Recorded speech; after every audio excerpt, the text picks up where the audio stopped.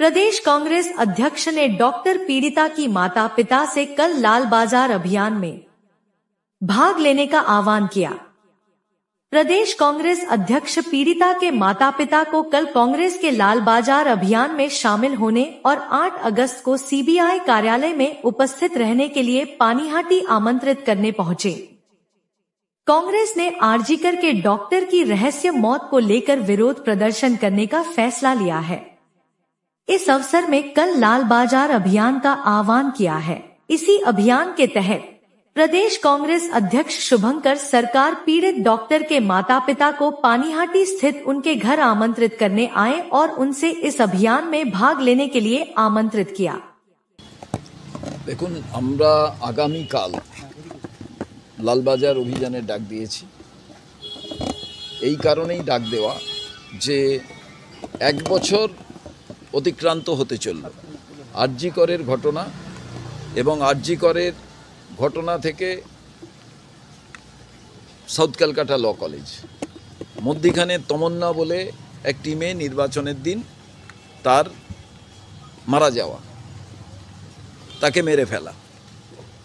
আরজি করের ঘটনাটা এখনো বাংলার মানুষ জানতে চায় যে শুধু লালসার কারণেই কি এই ডাক্তার মেয়েটিকে খুন হতে হয়েছিল, না লালসাকে সামনে রেখে পেছনে কোনো সংগঠিত অপরাধ ছিল, ইনস্টিটিউশনাল ক্রাইম ছিল, অর্গানাইজড ক্রাইম ছিল। এটা কিন্তু এখনো পর্যন্ত কেউ বলতে পারেনি। কোর্ট লালসার কারণে খুন এই বলে একটা সাজা দিয়ে দিয়েছে কিছুদিনের জন্য। বাকি রাজ্য সরকারের উচিত ছিল অভিভাবক হিসেবে যে সোর্স অফ ক্রাইমটা কি। আর এই আরজি করের ঘটনাটাই কিছু হয়নি বলে এরপরে একের পর আপনারা দেখেছেন বাংলায় নারীদের ওপরে অত্যাচার, ধর্ষণ কোন জায়গায় হয়নি। পুরুলিয়া থেকে শুরু করে ফারাক্কা থেকে কৃষ্ণনগর থেকে জয়নগর থেকে মেদিনীপুর, কোথাও বাদ যায়নি। সব জায়গায় আমরা গেছি। এই যে ভয়ঙ্কর পরিস্থিতি, তারপরে দেখা গেল এই ভয়ঙ্কর পরিস্থিতিটা এমন জায়গায় পৌঁছলো ল কলেজ, সেই ল কলেজে যেখান থেকে মানুষ আইনের সহায়তা পাবে, সেই ল কলেজের ছাত্রী, ল কলেজের প্রাক্তন ছাত্র, ক্যাজুয়াল স্টাফ তার দ্বারা গণধর্ষিত হলো। এবং এই যে সাহস পাওয়া যারা অপকর্ম করে তাদের, এর কারণ একটাই যে আরজি করে দেখা যাচ্ছে যারা প্রাক্তন, ওখানে আড্ডাখানা ছিল, যারা দোষী, যারা জাল ওষুধ এর কারবার করত, যারা ওখানে কোনো নিয়ম মানত না, দুর্নীতির সঙ্গে যুক্ত, কারুরই কোনো কিছু হলো না। এই জায়গাটা থেকেই কিন্তু সারা বাংলার যে আজকে আইন শৃঙ্খলার প্রত্যেক দিন অবনতি হচ্ছে, তার বিরুদ্ধে আমরা লালবাজার চলো ডাক দিয়েছি আগামীকাল সকাল 1টায়। ওখানে সেইটার জন্য জেলা কংগ্রেস সভাপতি তাপস মজুমদার মহাশয় তিনি বলেছিলেন যে যাকে সামনে রেখে আমরা এই আন্দোলনটা করছি।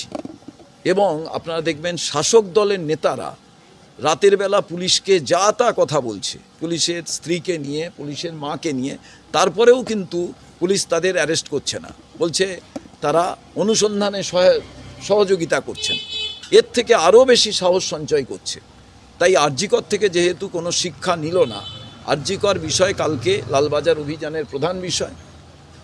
মেডিকেল কলেজ থেকে আইন কলেজ এবং তমন্নার মৃত্যু, এই 3টে বিষয় নিয়ে কালকে আমাদের যে আইন শৃঙ্খলার অবনতি নিয়ে পুলিশ আধিকারিকদের কাছে, লালবাজারের আধিকারিকদের কাছে আমাদের প্রশ্ন, প্রথমেই যদি কোনো ক্রাইমকে থানায় যখন অভিযোগ জানাতে যায়, যদি সেখানে আপনারা তাদের উপরে কিছুটা হলেও তাদের ব্যবস্থা নেন, তাদের যদি অ্যারেস্ট করেন, 10 দিনের হলেও জেল দেন, তাহলে অ্যারেস্ট করে রাখেন কিংবা তাদের আপনাদের ডান্ডা মারেন, তাহলে এই যে অপকর্মগুলো পাড়ায় পাড়ায় ঘটতে পারে না। শাসক দলের লোকেরা যা করছে, কালকে আমরা ওনাদের বললাম যে আপনারা অনেক কষ্ট হবে, আপনাদের অনেক যন্ত্রণা বেদনা আছে, তবুও যদি আপনারা কালকে 1টার সময় কলকাতা বিশ্ববিদ্যালয় বিদ্যাসাগর মূর্তির পাদদেশ থেকে আমাদের এই অভিযান শুরু হবে, সেখানে যদি কিছু সময়ের জন্য আপনারা আসেন, এবং আমরা মনে করি যে এই অভয়ার মৃত্যু বাংলার প্রত্যেকটি বাবা মায়ের যে আজকে একেবারে আপনারা দেখতে পাচ্ছেন যে ট্রমা তৈরি করেছে, সেই জায়গাটা আজকে ওনাদের, তাই আমরা আমন্ত্রণ জানিয়ে গেলাম ওনারা বলেছেন আমরা চেষ্টা করছি আসার জন্য। এ বাদে 8ই আগস্ট আমরা সিবিআই দপ্তর ঘেরাওয়ের ডাক দিয়েছি। সেই সিবিআই দপ্তর ঘেরাওয়েতে ওনাদের আমন্ত্রণ করে গেলাম। ওনারাও বলেছেন যে সিবিআইয়ের ওপরে আমাদের খুব ক্ষোভ, তার কারণ সিবিআই কোনো যে ট্যাম্পারিং হয়েছে, কিছু হয়েছে, চার্জশিটে কোথাও উল্লেখ করেন।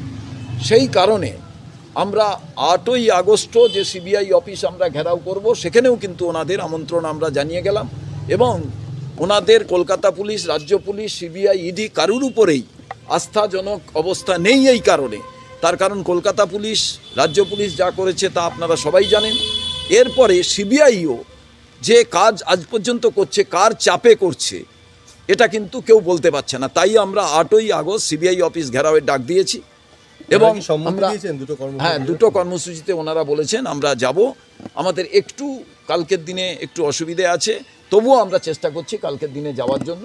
ওনারা, আমার মনে হচ্ছে যে কালকের দিনে ওনারা আসবেন এবং 8ই আগস্ট ওনারা আসবেন। এবং ওনারা জিজ্ঞেস করলেন এর বাদে আমরা 9ই আগস্ট নেতাজি মূর্তির পাদদেশ থেকে শ্যামবাজারে আমাদের মোমবাতি মিছিল, পুষ্পার্ঘ্য নিয়ে গিয়ে অভয়ার যে আর্তনাদের মূর্তি আর জি করের ভেতরে, সেখানে আমরা সবাই মিলে মালা দেবো।